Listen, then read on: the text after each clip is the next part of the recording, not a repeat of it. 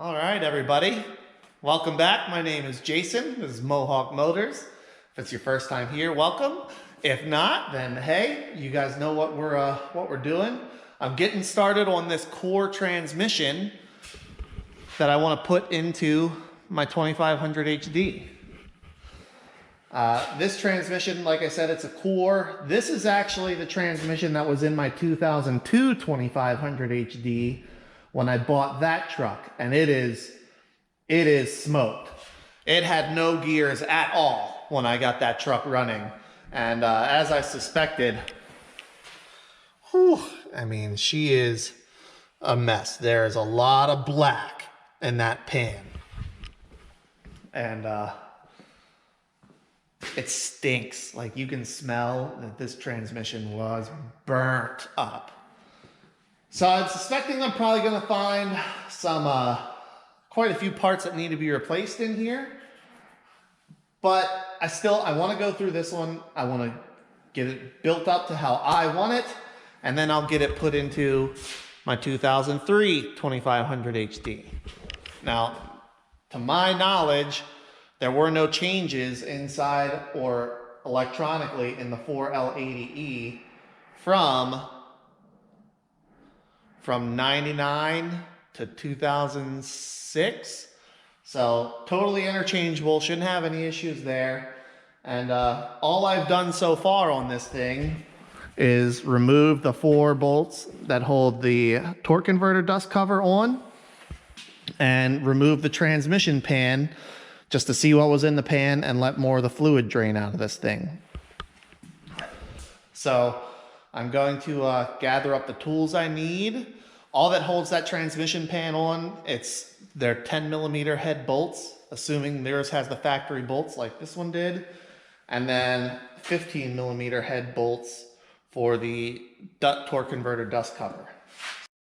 You're gonna need some basic tools, nothing special to do this, okay? You need a 19mm socket, a 13mm socket, a 10mm socket, an 8mm socket, a 3/8 12-point socket in good condition, and a T40 Torx in good condition. A couple flathead screwdrivers and a couple picks will make life easier for you, and a flashlight will help out. You can use a battery-powered impact, an air impact, or just a ratchet.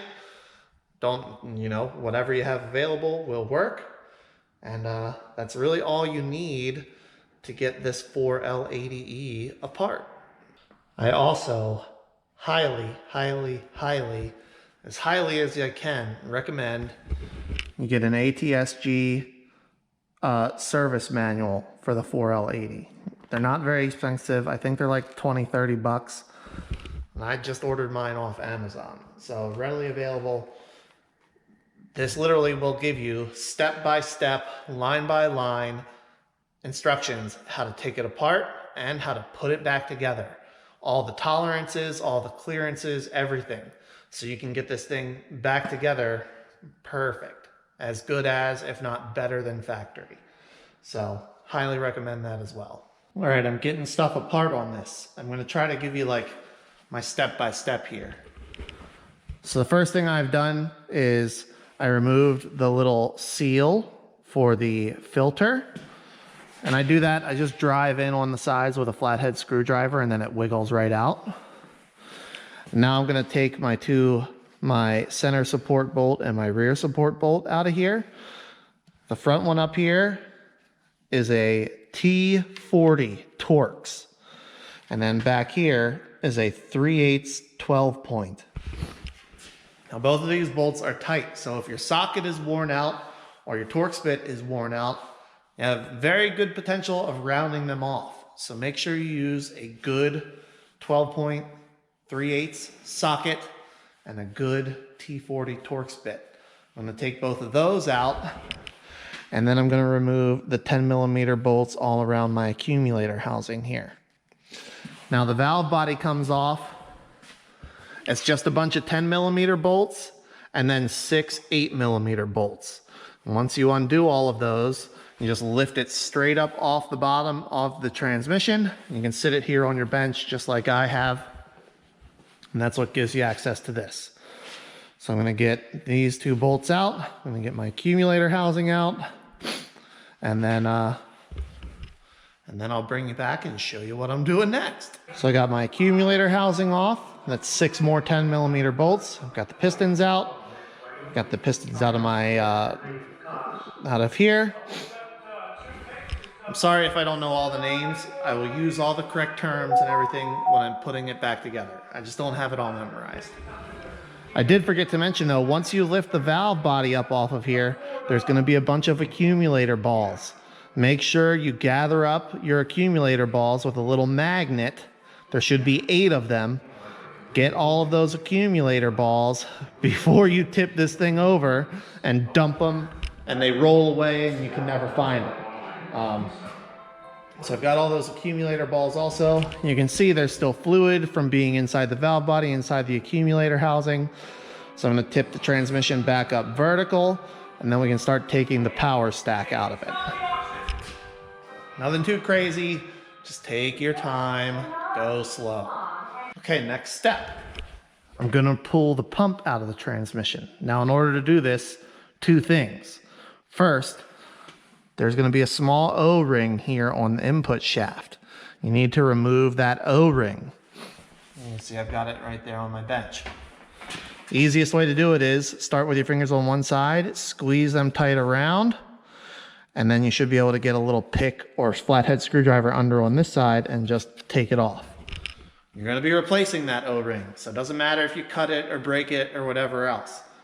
Anytime I take a pump off and remove that O-ring, I put a new one on because it's prone to leakage, and if you get leaks, you have problems. So I'm gonna replace that O-ring anyway, doesn't matter if it gets messed up. And then you've got 7 13mm bolts. You can get those bolts loose, and then we're gonna take the pump out. Now, sometimes, if you're lucky, you can just pull it up. They do make a special tool that you can use to pull it up, but the way I do this is, I'm gonna get one of my longer screwdrivers, stick right in through this hole, pry up, and that will pop the pump loose of the transmission. If I need to, if you need to, you can do it on this side as well. Hook in here, pop up. Shouldn't take a ton of pressure. If it's not coming out for some reason, if it's really, really stuck, investigate, see what's holding you up. It shouldn't be super difficult to pop that pump out of the transmission. On this side, you really don't want to pry too hard because you can see the casting is not very big and it's only aluminum. So you can break it if you get too rough. So pop the pump out and then we'll start going through and getting our power flow out of there. So you can see right in here, just get a little, hear that little crack, that's the seal coming loose. You get this side also. Now, I should be able to pull up on the stator support with one hand, pry with the other, and get it out of there.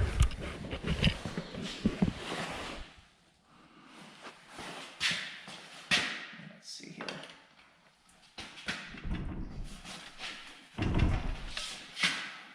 Come on, sweet little pump. There we go, she's coming. There we go.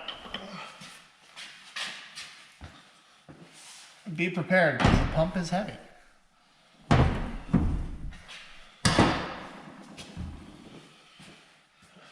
Now I can start pulling out all my parts of the power flow assembly. So I'll grab my input shaft, lift up. There goes my front planetary.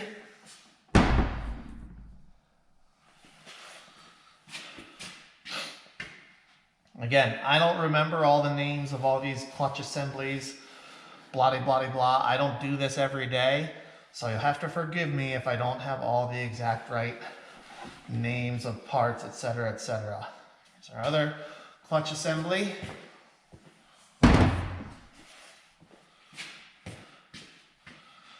Nothing like catastrophically alarming yet, but it smells like it's been hot in here.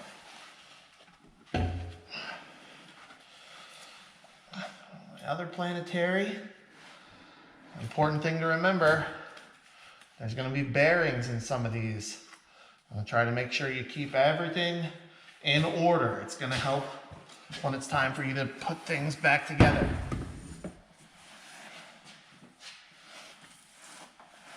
Alright, now to a point where there's another special tool that they make for doing this, and I don't have that special tool. You can get by without it. The tool just makes it easier. So I think I did this last time with a couple picks. I've got a couple picks here. I'm just going to reach in underneath these clutch frictions and steels. Lift up. There's my piece. There we go. And that'll give me access to the band.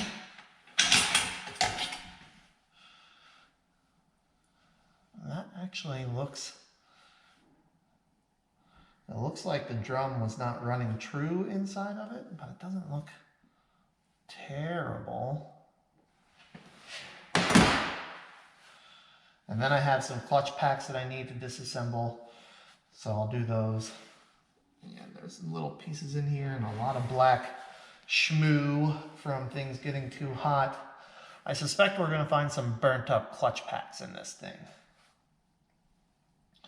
So, set that aside, take my little flathead screwdriver.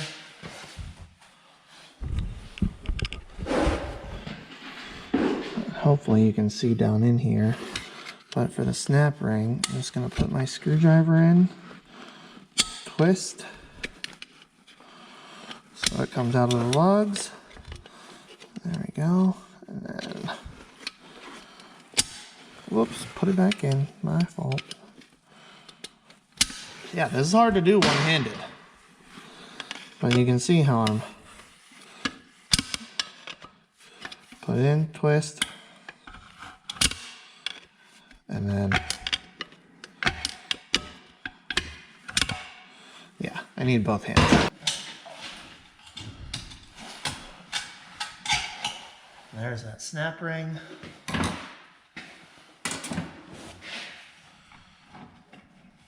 The frictions and steels. Yep. Those look like they come out. I got another snap ring below there.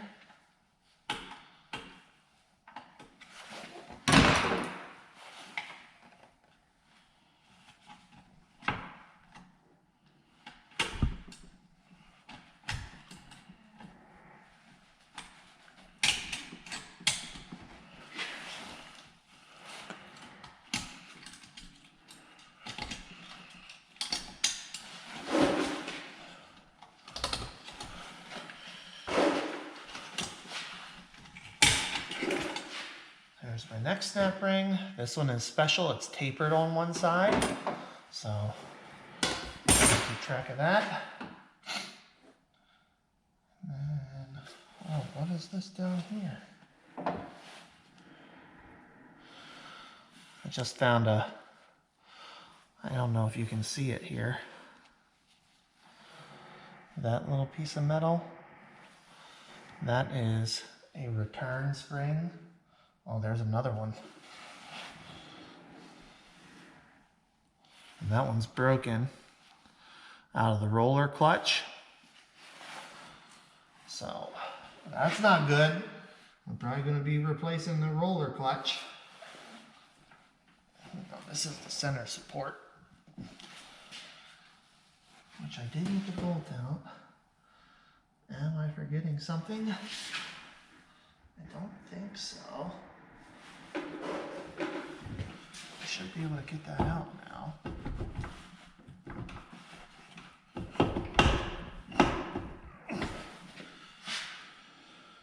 Oh, that's embarrassing. I'm a little out of practice. I forgot an important step. In order to get that support out, you have to remove the rear cooler line fitting. The rear cooler line connector actually has this nipple that sticks in and goes into the support. So now that I've got that fitting out, hey, look, it slides right out. Just like it's designed to do. And actually,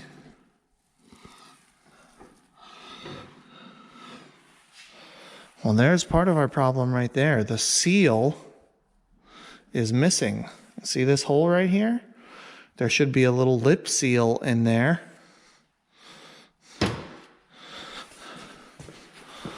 So that when this fitting pokes in, see here, it seals up against it. You see that seal is missing. That's no bueno. Not good.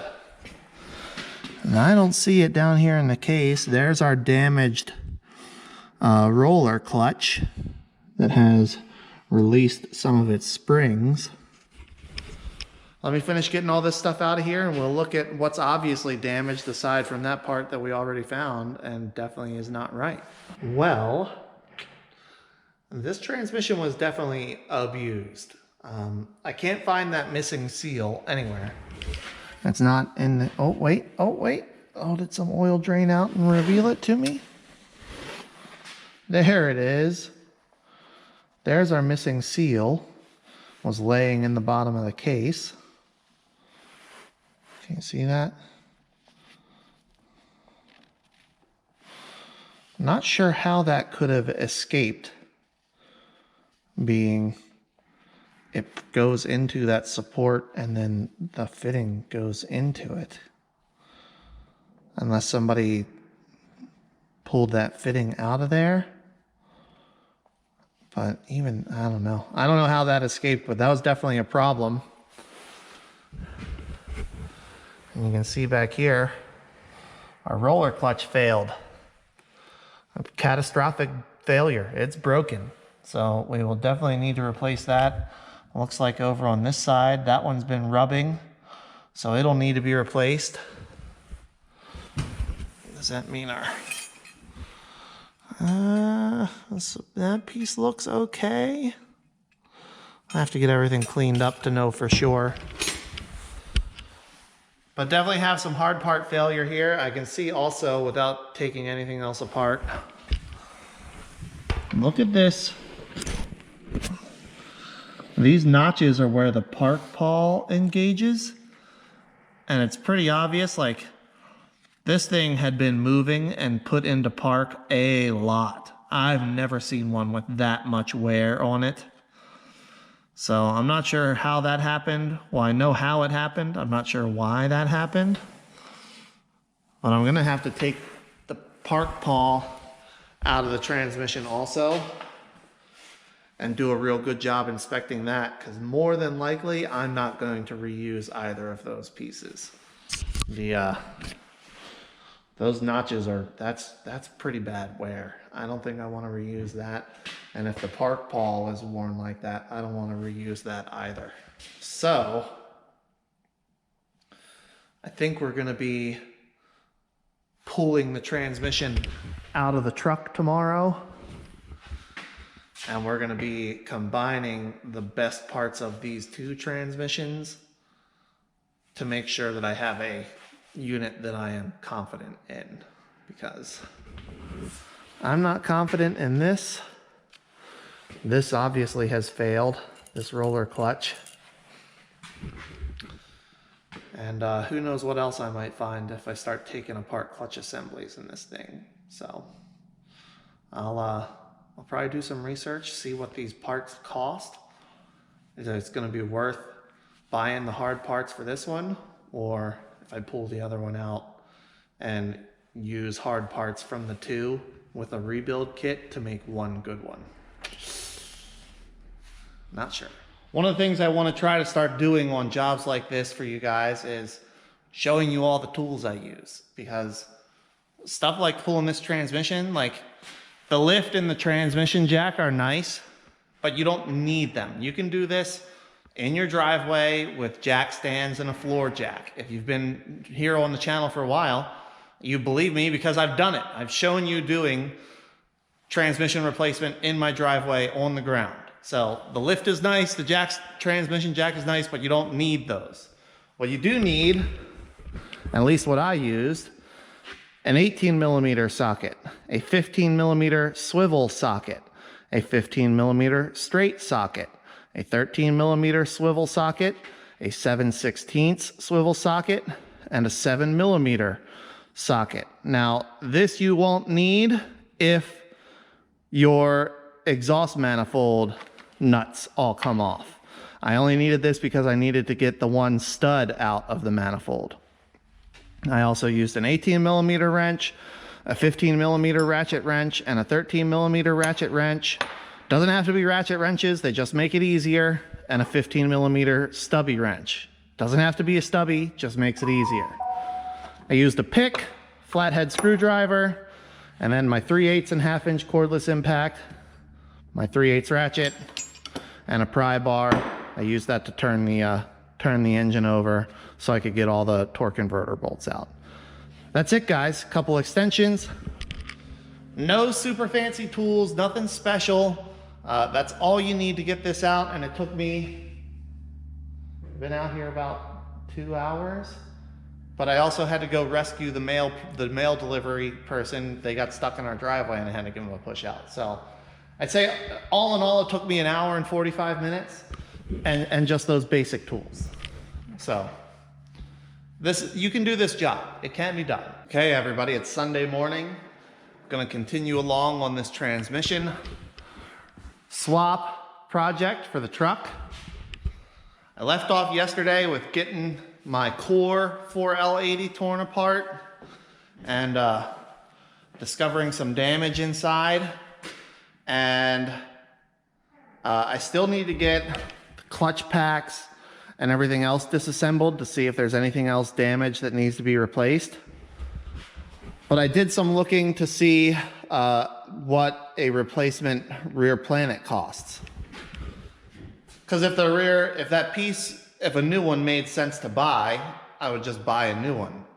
But a new one of these things, I found used ones on eBay for about $175 plus shipping, so about $200 to get a good used one to me, which it's not great, it's not terrible.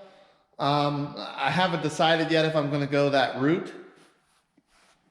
And then the master overhaul kit that I usually get comes with a new sprag and new bushings, everything else. So I can get that replaced. It's part of my overhaul kit. So we may be all right on this one. I may be able to just buy the part that I need to repair and then get everything else going.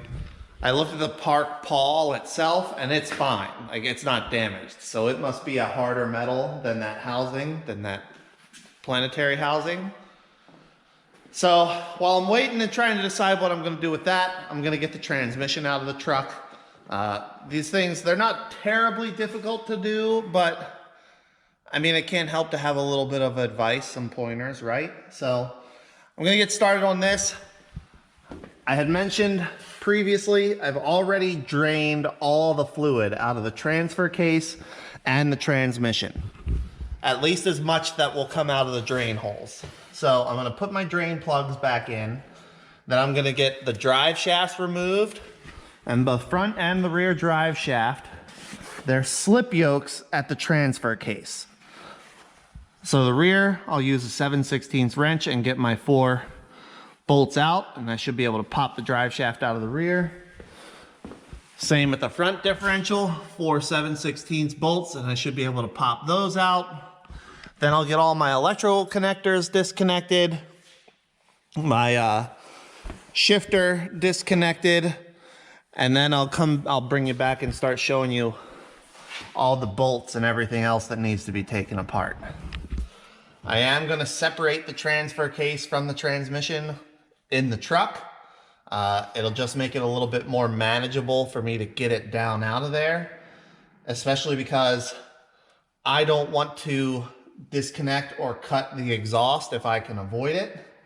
So I'm going to need the space from the transmission to the transmission cross member, or to the torsion bar cross member, to slide the transmission back once I get it unbolted from the engine. And if I can do that, then I should be able to drop it out of the truck without messing with my exhaust. So I'll start pulling things apart, and then I'll bring you guys back when I'm ready to start separating the transfer case off. All right, time for a little update. So with the factory exhaust in place, I can't get the front drive shaft out. It needs to slide forward far enough to come off of the slip yoke in the transfer case. But I did get the rear drive shaft out. I've got all of my electrical connections unhooked. I got my skid plate off and out of the way.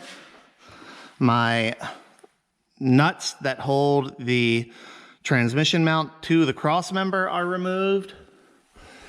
And I've got my dust cover bolts removed.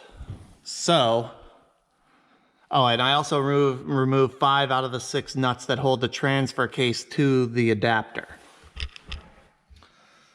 So next thing I'm gonna do here is get my transmission jack, lift the transmission by the pan, just high enough to take the weight off the mount, and then take my transmission cross member out of the way. That'll allow me access to the last transfer case nut. I'll be able to slide the transfer case back off of the transmission output yoke. That should also give me enough clearance for it to slide off of that front drive shaft slip yoke.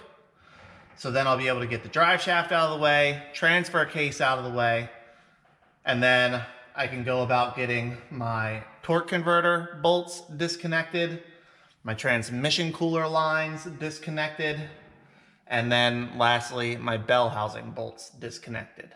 I also unhooked the transfer case shifter linkage and the transmission shifter linkage. And here's a tip: if you're working on one of these GMT 800 trucks, you know, the 99 to 07 classic trucks,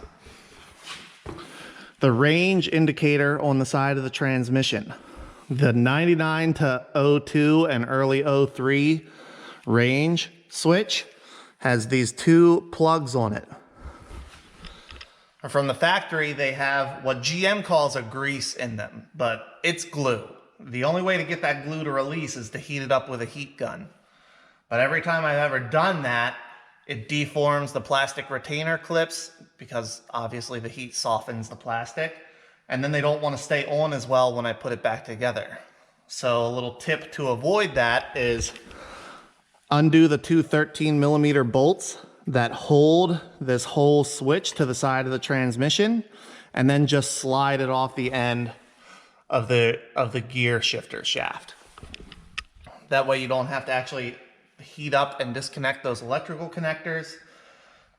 Just make sure that you put the transmission back into park before you slide it off of there. And then when you put your new transmission back in, put it in park also, and you should be all lined up again. So I'm gonna keep going and get this last nut off so I can get the transfer case out, and then get started on the torque converter bolts and then the bell housing bolts. Well, things got a little bit sideways. I could not figure out a way to finagle the dust cover out without taking the exhaust loose. So I unbolted the exhaust from the manifold on the driver's side. Of course, one of those nuts was stripped, and so I wound up having to extract that stud, get the torch out, heat the manifold up red hot right around the stud, turn the stud out. Long story short, the exhaust is disconnected now on the driver's side. Everything else still hooked up, just right up there. So now I have access to the torque converter bolts, and once I get the torque converter bolts out, I'll get probably get all but the 2 easiest to reach bell housing bolts out. Then I'll undo the transmission cooler lines, and then I'll use my use the transmission jack to get it back off of the engine and lowered down. So a little bit sideways, not terrible. Can't recall if I told you guys before, but this is definitely not the original transmission. You can see it's painted black. It's got some kind of builder's tag or reman tag here on the side. And I mean, the guy I bought it from said as far as he knew, it was all original drivetrain. The truck only had 114,000 miles on it when I got it. So, I don't know.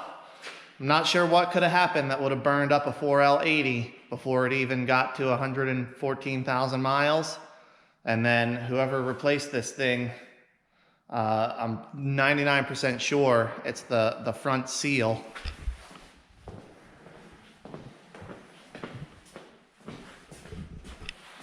This seal right here that is leaking. So, I don't know. I'll test a couple things once I get it out of there just to make sure that, you know, the crankshaft and the... Oh, my battery died. But, I think where I left off, or where it died on me, was...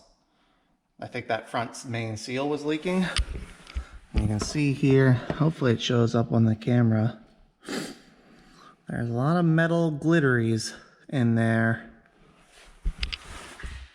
So I suspect the front bushing, the support bushing in the transmission may have gotten eaten up too. We'll have to see. I have to get it down, get it all apart, figure out exactly what failed, and then reverse engineer what caused it so that I can hopefully get it all back together and not have the same problem again. Okay, quick update. I'm about ready to get this thing out of here.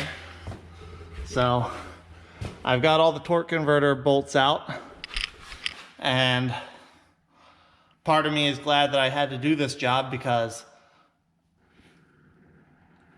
one of the torque converter bolts, maybe two of the torque converter bolts were actually like tight, and the other four had been run down snug, but I mean it took no torque to get them loose with the ratchet. All I had to do was literally push on it with one finger, and the other four came loose.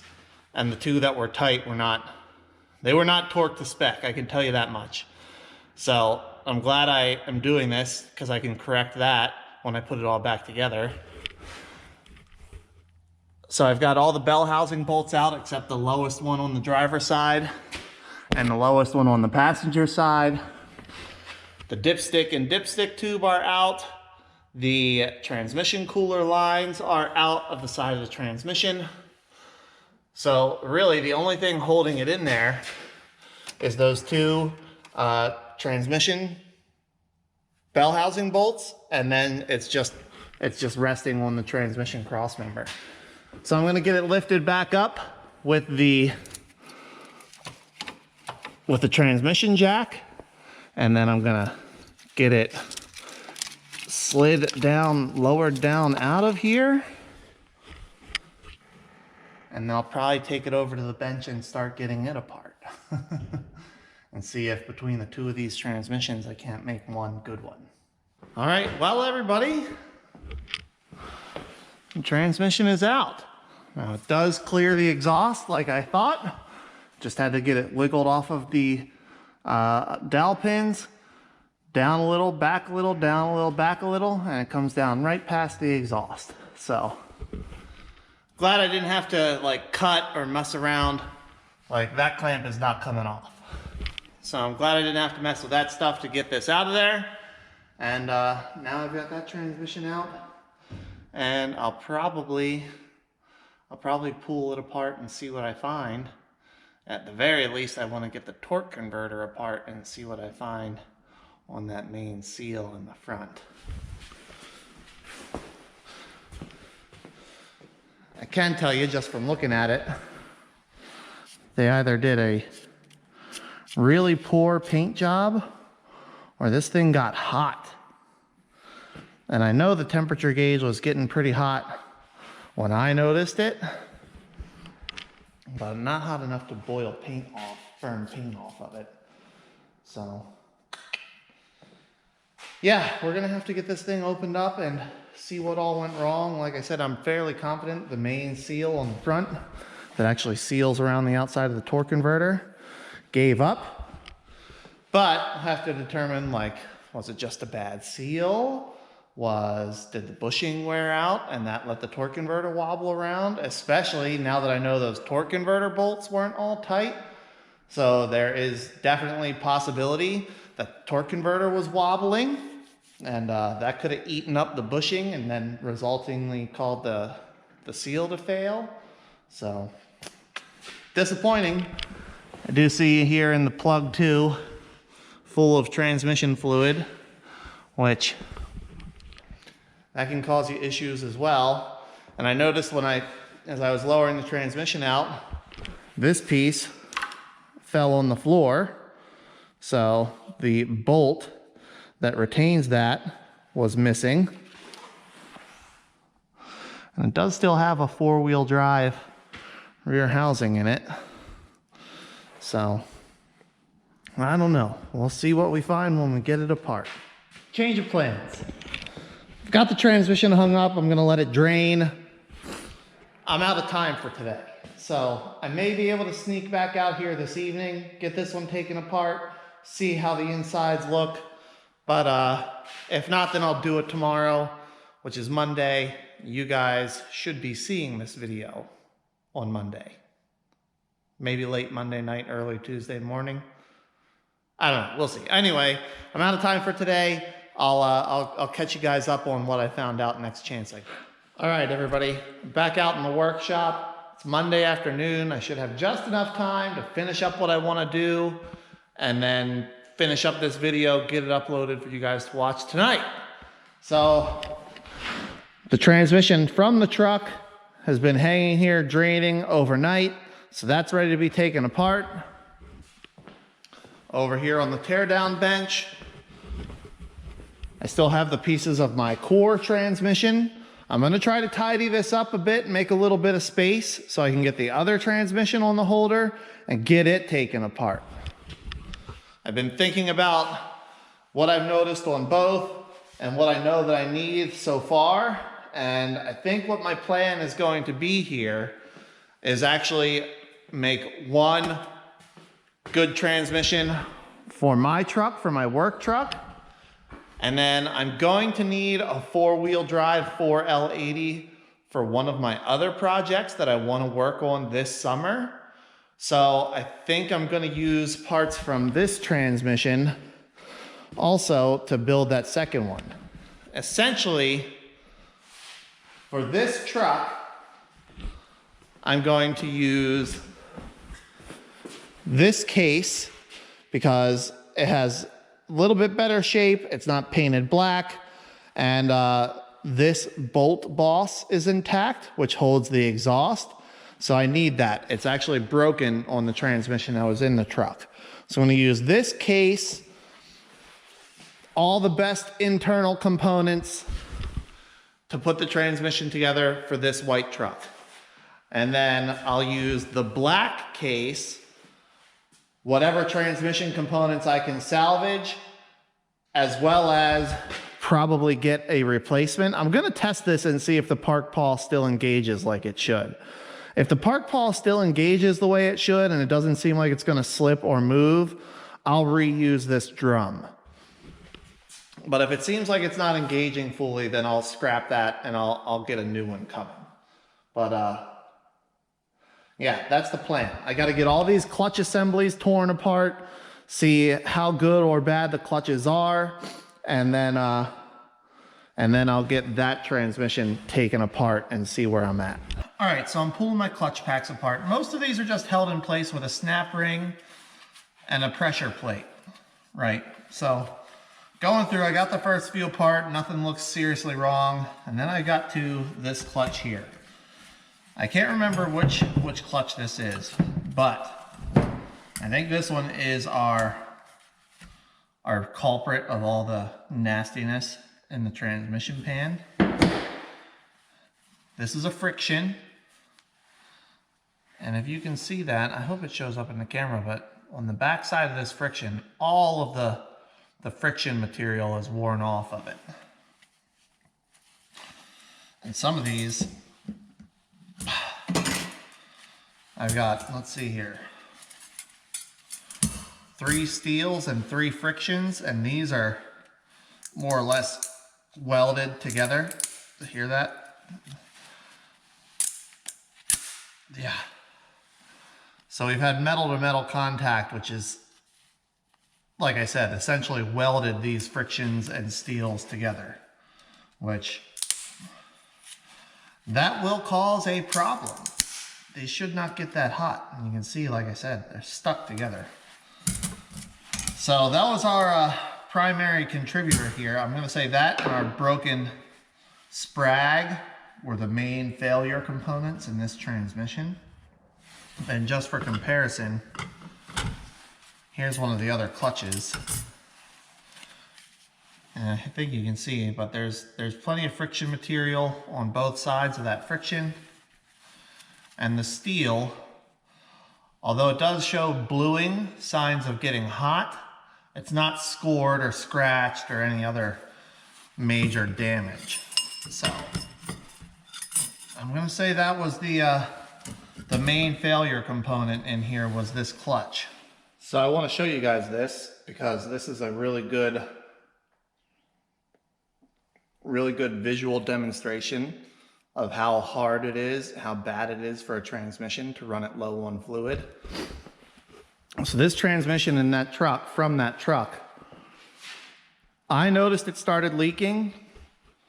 And then, like I said, I noticed that the RPM was not corresponding to vehicle speed the way it should. I'd like to say pretty quickly. And from that point on, I only put another, I think less than 5 miles on it to get it to a place that I could leave it. And that includes me running 3 more gallons of transmission fluid through it in those couple miles that I had in the back of the truck. Now, I had serviced this transmission about 5,000 miles before then. Completely cleaned the pan, new filter, all new fluid. And just from that little bit of time with insufficient fluid, look at all this garbage in the pan. And this is like granular black stuff. I'm betting it's burned up clutch material. So it's having the right amount of transmission fluid in your transmission is super important because it takes no time at all to kill a transmission by running it low on fluid. So I'm going to continue to get this thing apart, see what else I find wrong, damaged, messed up inside of it. Like I said, I'm pretty confident we're going to find some burnt up clutch packs in this one also. And yeah, and we'll see what else too. Woo, well everybody, I've got this one completely taken apart now. Obviously is a rebuild for a few reasons, but one of the most noticeable is they've installed what's known as a case saver bushing at the back of the case. It's a common upgrade, especially rebuilding these transmissions. I've ordered one for the rebuild I'm about to do, so that's definitely an indicator that's been rebuilt. They did not put those in from the factory. And interestingly, not surprisingly, this transmission also, all the clutches showed signs of heat, except reverse. But that makes sense because I didn't use reverse from the time I noticed it was low on fluid. So all the other clutches showed signs of heat. The main clutch here, the forward clutch, the frictions are starting to delaminate. So as I suspected, got low on fluid, wasn't able to apply the pistons, apply the clutches firmly and efficiently, which causes slipping, which causes heat, which caused failure. Fortunately, this didn't fail altogether and leave me stranded somewhere. I was able to limp it off the highway to a parking lot and then go back and get it the next day like you guys saw in the video. But yeah, fortunately, the hard parts in this transmission seem to all be in good condition. I should be able to reuse pretty much everything. And like I said, it'll give me the parts I need to make one good transmission out of the two. I'll probably use most of the hard parts from this one, and I'll use the case from the other one. And then I'll see what I have left after that and what I need to order to put the second transmission together. That's going to be, like I said, for that other project I want to do this summer. Then I'll have one ready to go and one back in the truck and have that back on the road. So what a pile of parts I've got here. Two 4L80s worth of internals here on the bench. All that's left now is wait for my parts to get here. That'll be the next video, is parts and assembly. And until then, I've got a ton of cleaning to do. So I'll see you guys then, and thanks a lot for watching.